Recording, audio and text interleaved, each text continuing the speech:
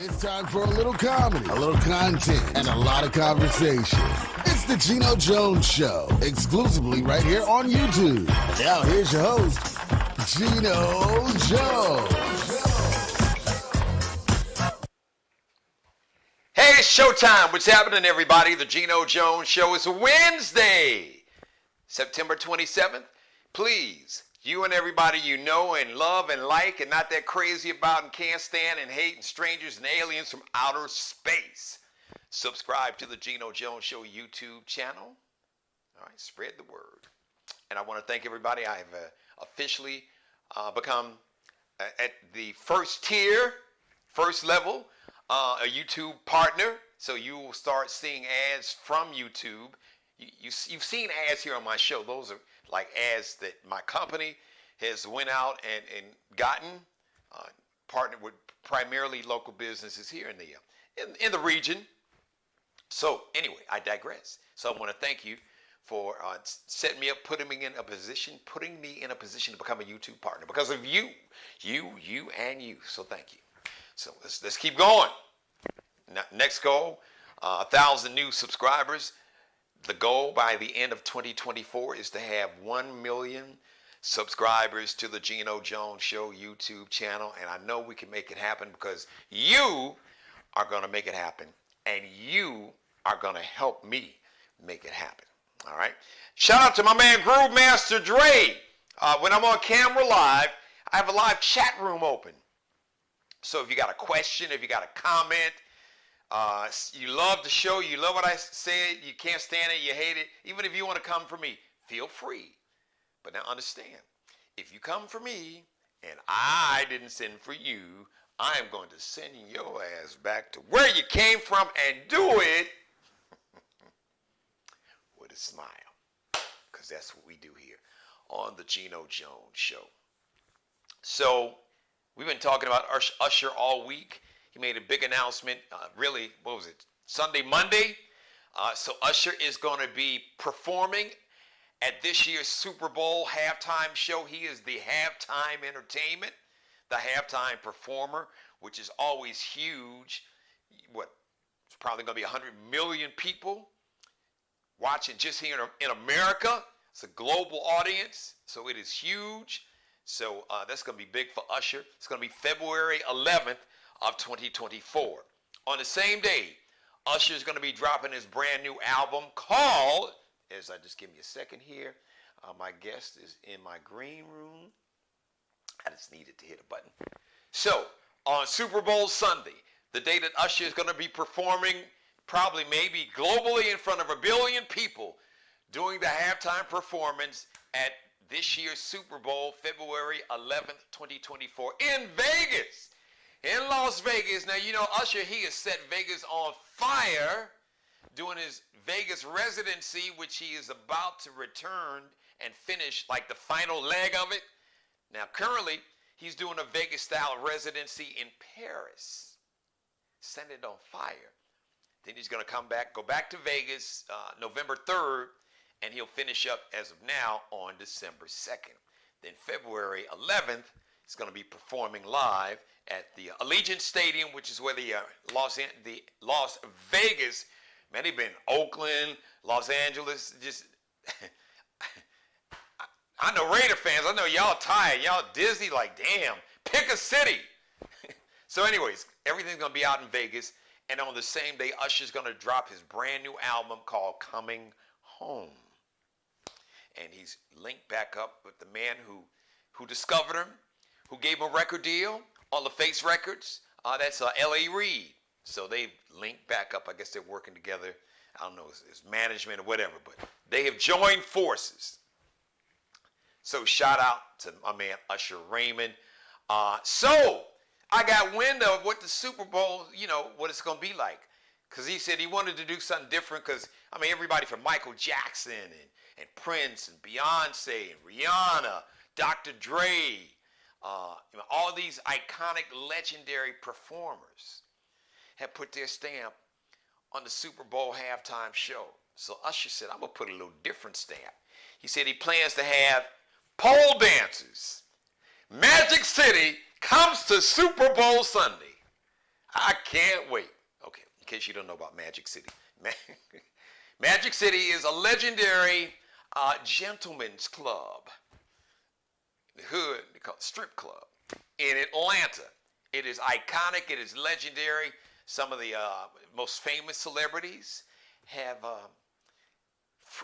patroned or frequent the spot.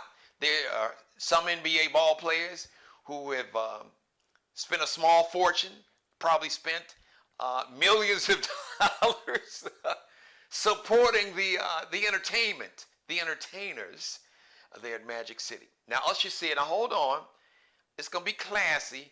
They're not going to be butt-ass naked. I'm kind of paraphrasing what Usher said. So they'll be dressed tastefully in a manner that will be family-friendly. So I don't know how you can have family, I don't know what family-friendly attire is going to be for pole dancers, as he's calling them, on roller skates. Hey, do you, Usher? I can't wait to see it. So, let me, Wednesday, I like to call it Wednesday Working Divas Wednesday. Shout out to all my Working Divas. I do it on my radio show, and I like to do it here on my TV show. So I want to shout out to the Working Divas of a venture capital group. Now, let me just explain this to you. Less than 1%, I think it's like 0.01 something percent of all the venture capital funds are owned by black women. Black people, really, probably, black women make up less than 1% of all the venture capital funds. And a venture capital fund is just some people that form a company to where they invest. They either invest or they give out grants to smaller businesses to help them get started or to help them go to the next level, to help them grow. So you've heard the term venture capitalist. Usually you see some white guy on CNBC. You might see a brother on there. Very rarely, if ever, you see a black woman, a venture capitalist. But there is a fund, a firm called the Fearless Fund. It is black women owned. It is a black woman owned a venture capital group, venture capital firm, the Fearless Fund. And it was created to invest and to award grants to black women-owned businesses. Because keep in mind, black women make up less than 1%, like 0.0 point something else of all the venture capital groups. So black women virtually black people can't get venture capital money, period. And black women get even less. And we don't even have to talk about the systemic and the institutional racism. So this white dude named Edward Bloom. So I'm name checking this dude because you need to know who this dude is, because his nonprofit brought a lawsuit that got it in front of the Supreme Court, which is the decision that the Supreme Court used to strike down affirmative action. So this dude, Edward Bloom, is totally against any form of affirmative action or just trying to make the playing field level and equal. Because this dude act like racism never existed. And somehow that a group of black women who created a venture capital firm so black women could finally get venture capital, i.e. funds and dollars and grants to start or grow their business. Because these white venture capital funds ain't giving black folks, and especially black women, any money. So black women say, well, damn, you know what? We're going to pull ourselves up by our bootstraps, and we are going to create our own venture capital firm, and we are going to identify black women-owned businesses and support them, help get them started, or help them grow. And this dude, Edward Bloom, got the nerve to say somehow that is racist and discriminating against white people. Kiss my ass. Really, dude? That is what they call gaslighting. You engage in a certain activity, blatant about it, and you accuse the people that you are engaging in discriminating against, being racist against. You accuse them of being racist to you. Now, that is gaslighting with 2 gas tanks. So anyway, so he filed a lawsuit to try to get these black women-owned venture capital fund, basically to not be allowed to award any grants or to invest in any black women business because, well, they said they're investing in black women and they're not giving out any grants or investing into any white companies. Because white folks don't need black-owned venture capital funds to get money. They're getting all the venture capital money as it is. It's the black people, and especially black women, that can't get money from white-owned venture capitalists. And he had the nerve to sue to block this firm from awarding grants. A judge in Atlanta said, "You a damn fool, Edward Bloom. And no, I'm going to basically throw this out. I'm going to allow this black woman-owned venture capital fund, the Fearless Fund. You can Google it and find out for yourself. The Fearless Fund, they are now allowed to award grants and to invest into black-owned businesses, black women-owned businesses. Basically, they can go back to the mission that they were created for, and they can go back to the assignment that they felt and feel that was placed upon them, to allow themselves to be a vessel, to be a blessing, and to give people opportunity who would never otherwise get opportunity to get that kind of money from a venture capital group. So shout out to the Fearless Fund, my sisters. I am proud of you. Continue to do the damn thing. Happy birthday today, Lil Wayne. Dwayne Michael Carter is his government name. Lil Wayne, 41 today, rapper, and I believe he's doing a morning radio show, trying to do my gig. Trick Daddy, 49, and happy heavenly birthday to a man. Grew up on the south side of Chicago. Actually, lived in the neighborhood my mom is living in Bronzeville. A man who the world eventually got to know. He started off, he was a Chicago police officer. Then he got a job at one of the greatest radio stations in the history of radio with some of the most legendary personalities. WVON in Chicago. Back in the day, 1450. The voice of the Negro. That's what WVON stood for. The voice of the Negro. He was a news person, like an announcer, and a part-time air personality. Back then, they would call them disc jockeys. Then in 1970, he started a dance show on a local TV station in Chicago, Channel 26, in black and white. Wasn't even color. It was straight black and white. WCIU Channel 26. And the name of that show was called the Soul Train. Soul Train. And in parting, I want to say love, peace, and soul. Rest in peace and paradise. Happy heavenly birthday to Don Cornelius. Mr. Don Cornelius, who I had the honor to meet a couple times.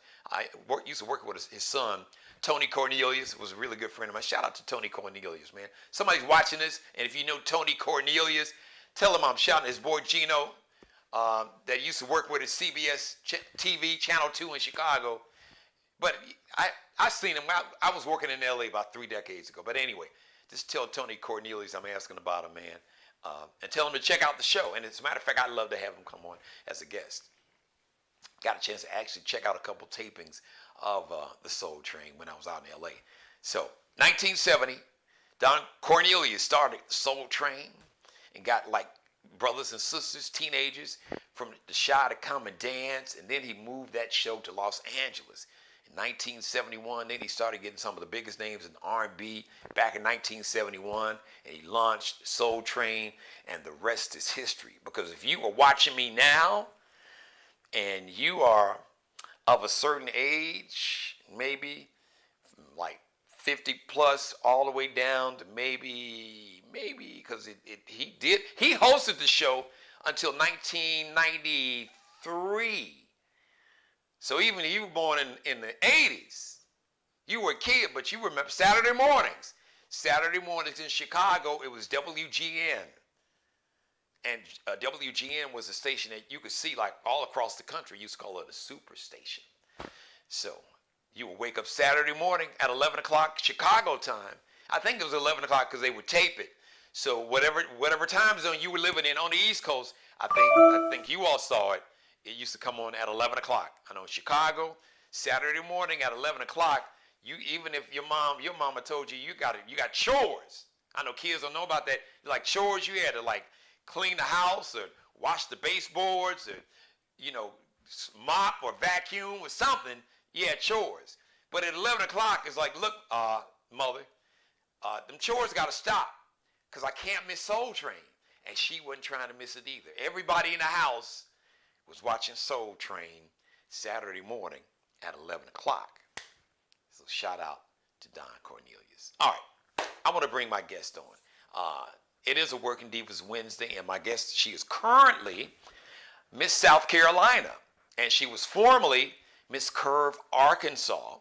She is a librarian. She's a leader, a librarian, a coach, a mentor, a teacher, and she's a brilliant, talented sister, and she's a working diva, and I'm bringing her on camera right now, ladies and gentlemen. Look at that just beautiful spirit and beautiful smile. I had the honor to meet her and her mom over the weekend at one of my radio station events. It was one of the suburban areas. They had a big festival. Ladies and gentlemen, say hello and congratulations. She is, I believe, approaching the end of her run. She has been for the last nearly year, Miss MS South Carolina, Kayla Lofton-Black. Hello, Kayla. Hello, Mr. Jones. Thank you so much for having me. Well, no, I'm honored to have you. I was so impressed when I met you, and I was honored to talk to you and your mom. And your mom reminded me so much of myself when I'm talking about my daughters. I love it. She gets so excited, and she tells everybody everything. She's like, my daughter's gonna be speaking with Geno Jones on the Geno Jones show. So like Well, she should be. She should be. Look, I didn't get it. I didn't get it until I became a parent. So now I'm always embarrassed of my daughters, especially my oldest daughter. She's used to it. So she smiles and humors me. Now the baby girl, sometimes she's like, okay, Dad, stop bragging on me. So they got the humility from their mama, not from their daddy. Yes. But now, when they're in their zone, that's when that daddy I'm the it. I'm it. You can talk about me all you want. Yes. Right. Yes, absolutely. So, well, listen. Welcome to the show. So, what has it been like? First of all, tell us who is Kayla Lofton-Black, and talk about your journey to becoming Miss South Carolina. And let me just say this off the top. One of the things that brought me so much joy, Kayla, and I was so proud about, and I know you and I and your mom talked about it. Working in the entertainment industry, I've hosted events. I've had one daughter that was in pageants. I had another daughter who still is a supermodel. Yes. But I know how. I just talked about racism, institutional, systemic racism, and the fact that you had a black women-owned venture capital firm, that you had this white dude who has got a reputation of being racist, but somehow accusing black people who are trying to help and uplift and give black people opportunities. Somehow that's racist, which is crazy. So the point I'm trying to make is that I know in this industry there's still systemic and institutional racism. And we are here in South Carolina. It's a red state, a conservative state. You were also, like you said, Miss Curve in Arkansas. So two very right-wing, or red as they would say, conservative states, and everything that came with that. The inherent bias and systematic racism that came with that. And in the industry itself, there's a certain misogyny and sexism and patriarchy in terms of, there's a certain profile. You're Yes, that supposed to there's be a a certain certain height shape and that certain they build and want. all of Certain, that. yep. But I mean, I love it because you represent not just a lot of black women, but a lot of women. But there are a lot of sisters that see you on camera and who you have to give so much confidence and hope and say, man, this sister did it. Man, I need to look at my girl Mary J. Blige has a song called "Good Morning Gorgeous." She said, "Wake up first thing in the morning, wake up in the mirror, and you got to tell yourself, good morning, gorgeous.' Because if you don't love yourself, Mm-hmm. nobody else is gonna love you if you don't love That is yourself." true. And I That is think you represent that in so many ways. So true. um, I just I'll shut up and let you tell your story. But I think that is such a important part that your reign probably is symbolic and represents so much more than like an average contestant or pageant winner. So am I off base? Am I crazy with that? Have you seen No, that? I Please speak to that. definitely have seen that. It's I will start off with saying that I got into pageantry later on in life due to the fact that when I was 17 years old, it was my senior year of high school. I graduated from Somerville High School. We have pageants every year, and I wanted to do pageants. And I had literally paid my dues, was ready to go. And I backed out because I felt like, well, they're not going to pick me anyway. So I went ahead and dropped out of it. And I tell my story and I tell why it's so important that I did get into pageants and why I enjoyed um, my first title because it was the first time I competed and I won. I won Wow. Miss Curve Arkansas. That was my first time I competed and I won. And it brought so much joy to me the fact that I had this base where I can show, okay, not just my personality, my spirit, everything. Like, you don't have to be one size to be beautiful. And you can be black and be Come beautiful. on, say that again. Say It's, that, girl. you do not have to be one size to be beautiful. And that, I mean, I'm so thankful for the opportunity that I had walking into that role and then feeling confident and comfortable enough that when I moved back home to South Carolina, I'm like, you know what? I'm going to compete in another pageant and I'm going to see what happens. And I won that pageant as well. So I'm so thankful. I'm so like God has really blessed me. He truly has because the confidence that I have today is not what I had years ago. I tell anybody that I'm like, it starts with you loving yourself and working on loving yourself. But once it happens, can't nobody take that away from you. No one. Could you take it, if you don't mind, take a little deeper dive with the remaining time that I have, because I'm sure there's some not just women, people in general, but specifically women and specifically black women, women of color, Afro-Latino sisters, part of the African diaspora. And unfortunately, there's still misogyny and sexism. So there's even white women who still have a certain level of privilege in this country and society, but still have to deal with misogyny or sexism. But black women have to deal with misogyny, sexism, and the racism. And then, like you said, it's just, you know, society is hung up on, body types and height and all that. Um, what was for somebody that's watching is really feeling down about themselves, that don't have that self-esteem? I mean, outside of what you said, always believe in yourself, but it's easy to say when you're on the other side. But if you've had people to tell you that you're ugly and you're this, Mhm. how would you tell them to fight through that? Just I don't know, like get comfortable with yourself. I'm gonna tell you something. I and the kids think I'm crazy sometimes. I literally will come fully dressed up if we have any like special type of days, spirit days. Last year for the book fair, I literally dressed up in costumes. I came in a full-fledged Spider-Man, dressed up as a full-fledged mermaid, I and love it. get pretend like you are the only person walking, that you are the only person that matters. Because the thing is, if you don't do that, then you do get caught up in what other people have to say about you and what other people think about you. And I spent way too much time worrying about what other people thought about me and not what I thought about myself. So it's really and truly focusing on yourself, like honing into your heart, mind, body, and spirit, and just being like, that's all that matters. I I love it. have to put myself first. I love it. So, what has your reign been like? Your reign goes what to the end of this year, and what has It it been goes, like? so we have our upcoming pageant at the end of October, Okay. this October. So I will be crowning the next Miss South Carolina, which I am so happy to do because I've had so much fun and such an amazing time in this role and being able to represent.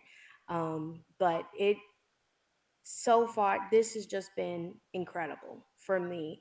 I have gone to so many different places, both, in state, around Somerville, which is my hometown. I've even traveled to different countries. I've been to Mexico and to the Bahamas, and I made sure to represent. I'm like, here you go. I'm Miss South Carolina. You want to know who I am? Let's get some pictures I together. love it. I love it. So, what was like the coolest thing you've done? I'm sure you met some really cool people. And a two-parter. I'm sorry. I'm really bad at. I'll one question will have 10 parts to it, but this one's only two. I know a lot of times pageant winners. There's usually maybe a social cause that they kind of champion. So, is there a specific cause that you've championed in your run as Miss South Carolina? Yes, my social cause is body positivity. Like I've always been a big girl.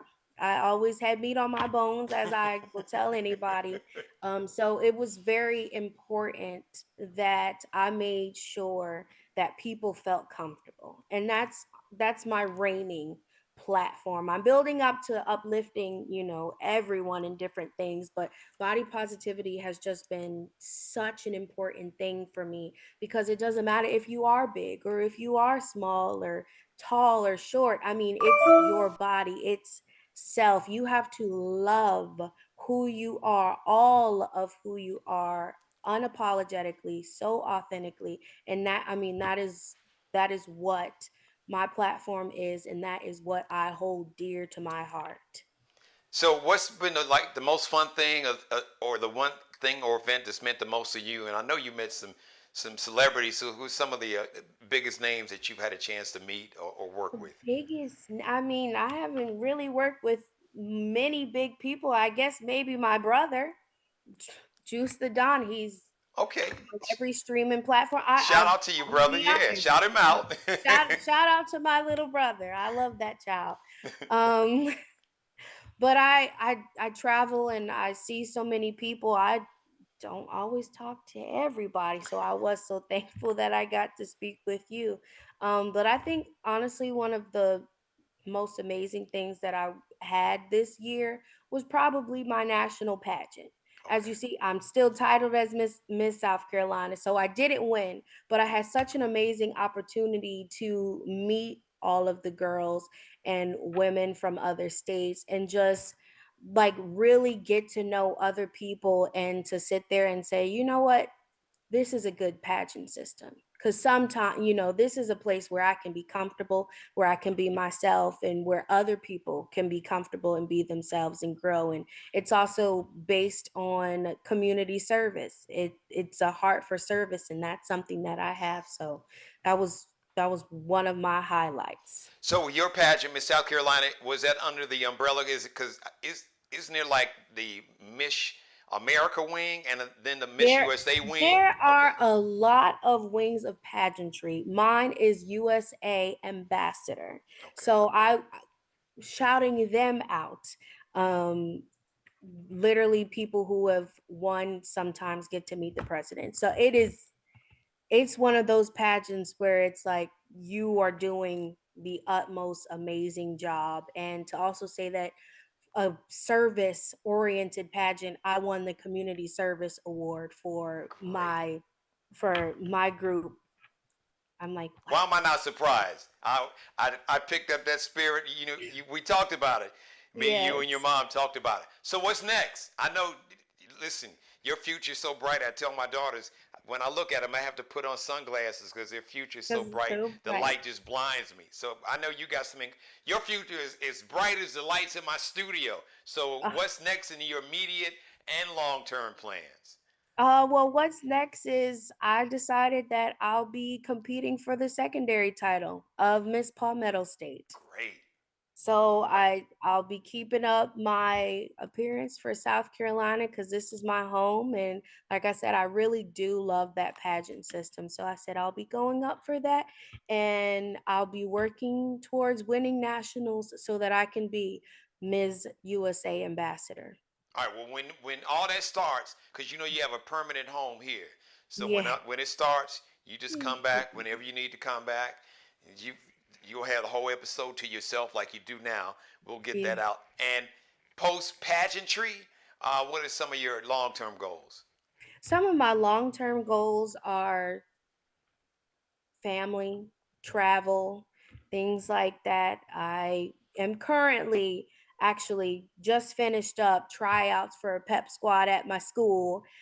So we're getting that together, and I love where I am. I'm at River Oaks Middle School, and it's such an amazing place, and I I can see myself here. So you teach? Do you teach at that school? Is that where you teach? Librarian, Librarian, right? I said librarian. librarian and teacher, but teacher was on my Yes, little notes. I occasionally get called into the classroom and I teach, but I formerly was a full-time teacher, both What, preschool and kindergarten. since you talked about that, education is such a huge part of my purpose. I've been doing a segment for nearly 20 years on my radio show where I highlight and just put a spotlight young people for Yeah. just doing well in school. Geno's academic all stars, but I mean. The times that we're living in, where you got politicians that want to ban books about Black history, which is America's history, Oh um, yeah. how are you navigating that as a librarian? And I can imagine how you feel about it, but from somebody who is directly affected by this nonsense, please And share how you feel personally and professionally, because it's like denying part of our heritage. It's like it is. so you It don't is. want people to know about who my ancestors were and what they dealt with, and speak about it professionally as a librarian and how destructive it is for all kids, not just Yeah. Black kids, all children. Speak to that if you can. Definitely. I have, even when the emails come in, has a parent reached out about this book? This book is being banned in several states. We have to get rid of it in our library. Mm. And every single time, even if it's a book that I've never heard of, I go research it. I'm like, why is this book being banned? And as soon as I find out, or even look at a cover, like there's a Black face on the cover, or I'm reading and it's about Black children or Black people, I immediately get upset and frustrated because it's like another one. We work so hard to put out literature that is going to uplift and to teach. And you mean to tell me that all this time that I took to write, to get someone to work on it, to be published, edited, and you just take it off the shelf? It's So not fair. in your case, is it school boards that make that decision? And It's parents. the reason I ask is because once again another two-parter. Let Yes. us know, let the viewers and let the public know what is it that we can do to counteract those forces that are engaging into this destructive behavior and nonsense. How can we support librarians like you, and how can we counteract and say, no, no, no, you are not going to ban that book. As a matter of fact, you're going to put that one in. Yes, the Mhm. autobiography of Malcolm X. You're going to put James Baldwin's. You're going to put a native son, Richard Wright. You're going to put Lorraine Hansberry. You're going to have Maya Angelou. You're going to have Toni Morrison. You ain't banning Beloved, all that. So what can we do to assist you and to counteract those forces? Well, I'm gonna tell you the first thing I always say is pray, because the thing is, a lot of books are being banned because of parents have being racist and having their prejudices. And so even if one parent says, I don't want this book, if there's no uproar, no cry out saying, no, we need to keep this book, then the book is gone. Mm. So how do we be the opposite voice, the voice saying no, my child and your child needs to read this Needs book to and to read know this this book. history? What do we need to do as the public? I would say email the districts. Okay.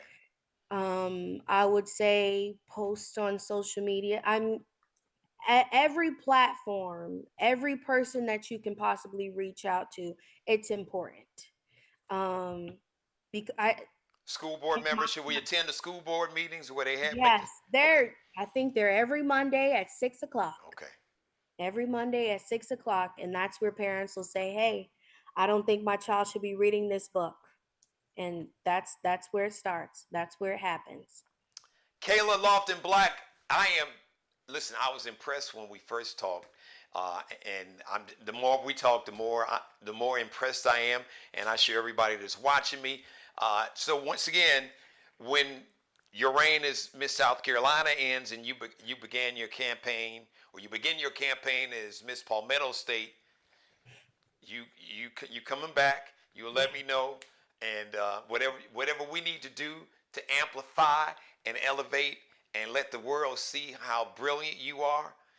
You've got a home here, a permanent home on the Geno Jones Show. Let everybody know where they can follow you on social media and support all your causes that you are championing. Yes, thank you. Y'all can follow me on Instagram and TikTok at Kayla One Day at a Time. So that is KaylaLoftonDayTime. Kayla One Day at a Time. And where's it? That is Instagram and TikTok. Okay, gotcha. All right, there you go. All right, Kayla Lofton-Black, congratulations. You make us proud, and I know you're going to continue to make us proud. We're excited for your future. And like I said, listen, you got a permanent home, so feel free to come back and to speak on the cause about stopping the banning of books. Come back and talk about body positivity, about your run to be Miss Palmetto State, and whatever else you got that you just want to let everybody know what's going on. Yes, thank you so much, Mr. Jones. Thank you, Kayla. Tell Mom I said hi. She's probably watching. I know Mom. Your mom is like my mom. My mother's watching me right now, and I know your mom. So hey, Mom, how you doing? Yeah. Job well done. Bye. You can learn a lot about the adults and the parents by just spending a couple minutes with their children. So, job well done, Mom. She's a heck of a representation of the parent that you are and how you've poured into her. So, there you go. Thank you, Kayla. We'll Thank see you you soon. so much. Yes. You're welcome. Very impressive young lady. Y'all see for yourself. Make you proud, right? Hey, listen, thank you for letting me be a part of your life. As always, God bless each and every one of you. You, and especially you, and God most of all, thank you for letting me do the Geno Jones Show. I come to you live Monday through Friday, 6:30 p.m. in the East Coast, here in the Charleston, South Carolina Metro, New York City, up in Baltimore, Philly, D.C., down in Miami, Atlanta, 6:30 p.m. in Chicago, Minnesota, Milwaukee, where y'all got Damian Lillard to play with Giannis Antetokounmpo. Damn, Portland, what the hell was that all about? Okay, I digress. NBA, Damian Lillard got traded to the Milwaukee Bucks in the NBA. Or maybe you're down in Memphis or Houston or New Orleans, where Beyonce turned it out, doing her thing at the Superdome last night, I hear.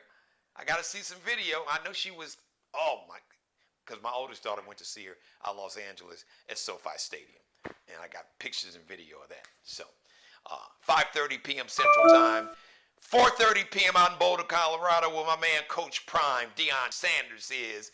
Got a big game against Southern Cal. Deion, you my man. I'm rocking with you. I love you, brother. Got mad respect. But Southern Cal, it's a connection. It's a long story, but it's a connection. So I always been a USC Trojan fan. Almost wound up going out there. It's a different story. So I got to root for USC and Caleb Williams, but I'm still rooting for you. You know, I hope it's an exciting game and y'all lose. And then win every other game that y'all play after you play USC Saturday at noon. What 10 o'clock? Y'all playing at 10 o'clock, I think. It's noon East Coast time. So that's 10 o'clock out in Boulder. That's an early game. All right. At 3:30 p.m. out on the West Coast. Shout out to Markel Bailey. He is the official barber and hairstylist for the Geno Jones Show. Check him out on IG, on Instagram. I believe, Kel, you moved into your new location. He's still in the suburban Charleston area. It is called Designer Cuts, and he is the CEO of Designer Cuts, along with the official barber and hairstylist for the show. Check him out on IG, Instagram, Kel B Cutting Up, KELBECUTTINUP. Allie Jones is the drip director, the official wardrobe consultant and stylist for the Geno Jones Show. She is a fashion designer. As a matter of fact, check out her LX.NCL collection. So she's got like a custom crochet line. She did a custom summer crochet line. She will now do a fall-winter custom crochet line. Swimsuits, tops, leggings, pants, handbags, little beanies, little scullies. So check out her collection. LX.NCL underscore is that little dash. LX.N like Nanette, C like Charlie, L like Lexi underscore. And if you need celebrities, you need a stylist, a celebrity stylist, Allie Jones. Reach her on Instagram, LX.NCL underscore. And Mr. Bruce Gage, wardrobe consultant and stylist for the Geno Jones Show. Check out his signature collection, the Mario Uomo collection on Instagram. He's got his new fall winter 2023-2024 drip online. Drip is the gear, the fashion. Fabulous. So check it out. And the Fly Ball collection, officially licensed Negro Baseball League gear. Check him out. Miglio Di Mario Uomo. That's MIGLIODIMARIOUOMO.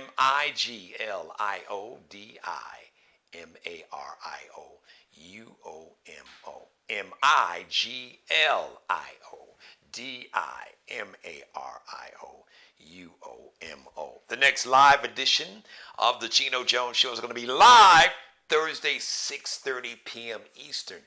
Thank you for watching, everybody. Once again, thank you to Kayla Lofton-Black, Miss South Carolina. Thank you for joining me. Thank you for sharing your story. So we'll see you live, 6:30 on Thursday. Copy and paste the link. Remember, subscribe, share, screen grab, put it up on Snapchat, on TikTok, on Twitter. I know they call it X, damn it, it's still Twitter. YouTube, Facebook, make it go viral. So subscribe, share, screen grab, like, and binge watch all my back episodes. Geno, that's how you spell it, with an E. So until Thursday, 6:30, live, me and you, live and in living color. You can go back and binge watch what you missed of this episode and all my back episodes. Make it a binge watch. Make it a Geno Jones Show binge watch night. Make it a binge watch weekend. Make it a Geno Jones binge watch show every day. So we'll see you live Thursday, 6:30 p.m. Be blessed, everybody. Thank you for watching. I love you. Holla! Subscribe and tune in to the next episode of the Geno Jones Show, exclusively right here on YouTube.